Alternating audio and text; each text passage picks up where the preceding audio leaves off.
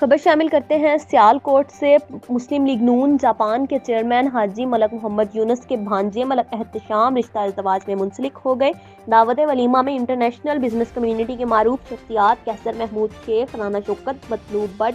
Chaudhry Khalid Mahmood, Sheikh Zulfiqar Ahmad, Haji Abdul Jabbar Farooq گھمن، Khalid Hanjra, Chaudhry Ansar Gujjar, Najaf but, Rana شوکت، چودھری اکرم، خالد چیمہ، صدر press club پاک پتن ملک محمد علی، صوبائی general secretary Pakistan media council Punjab, صدر ڈسٹرکٹ پریس کلب سید حسن عباس بخاری، senior صحافیوں سید ابو الحسن شاہ، حاجی محمد یاسین چوغتہ، عمران زاہد کھوکھر، سفیان گجر، علی عاصم، قمر عابد بٹ، ملک یوسف، افضل منشا، اقبال چدھڑ ایڈوکیٹ، علی کلیار، عرفت واہلہ، حاجی ندیم،